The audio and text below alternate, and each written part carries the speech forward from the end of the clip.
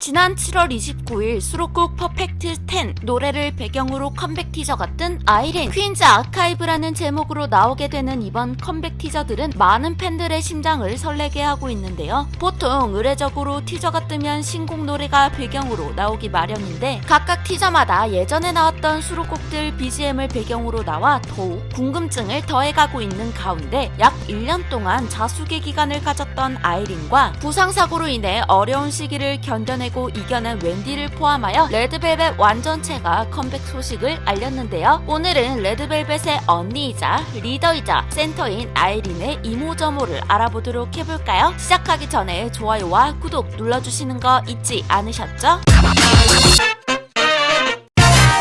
1991년 3월 29일 대구 북구 구암동에서 태어난 아이린은 158이라는 평균 키를 가지고 있지만 아이돌계 레전드라 불리울 정도로 엄청난 비주얼을 가지고 있었던 터라 데뷔부터 많은 주목을 받았었는데요. 어려서부터 이미 완성형의 비주얼을 가지고 있었던 아이린은 고등학교 3학년이었던 2009년부터 연습생 생활을 시작했습니다. 길거리에 나갔다 하면 모두가 한 번은 뒤돌아볼 정도였던 아이린은 이미 대구에서 유명한 미인이었다고 하는데요. SM에는 의뢰 SM 비주얼 계보가 있는데 서현진, 태연을 뒤잇는 수박상 계보로 사실 누가 봐도 첫 시작부터 SM이 길거리 캐스팅의 아이돌로 둔갑시켜줬을 것 같으나 그녀에게는 사실 믿지 못할 과거가 하나 있었으니 바로 SM 오디션을 봤다가 탈락했던 일이죠. 고등학교 1학년 재학 중 친구가 자기 오디션 보러 가는데 같이 보러 가자 해서 친구와 함께 오디션을 보러 갔었던 아이린. 하지만 이때 아이린은 오디션에서 떨어지고야 마는데요. 그 순간에서야 자신이 진짜 이걸 하고 싶어 했구나 하고 깨달아서 그 자리에 앉아 엄청나게 대성통곡을 하고야 말았다고 합니다. 바보 같은 SM은 그렇게 인재 한 명을 놓치나 싶었으나 역시 그럴 리가 없는 우리의 SM. 어느 날 아이린은 야자 끝나고 떡볶이를 먹으러 가고 있는데 그 길에 SM의 캐스팅 합격 전화를 받게 되었고 그렇게 SM에 들어가게 되었죠. 사실 2년이라는 공백 기간이 있으면 SM도 그 무수한 오디션 보는 사람들 가운데 잊어버릴 법도 한데 어떻게 기억하고 있었던 걸까요? 어쨌든 그 덕분에 아이린은 고등학교 3학년 연습생 생활을 시작하게 됩니다. 웃을 땐 한없이 온미녀 같지만 무표정일 땐 냉미녀 포스 철철 흐르는 아이린은 연습생 시절부터 레드벨벳 멤버들을 잘 챙겨줬는데요. 부모님과 떨어져서 연습생 생활을 하는 동생들이 안타까워 늘 동생들을 챙겨주고 생일이면 미역국 끓여주고 해서 엄마 아이린으로 불렸다는데요. 특히 8살 차이 나는 예리는 거의 아이린이 키우다시피 했다고 합니다.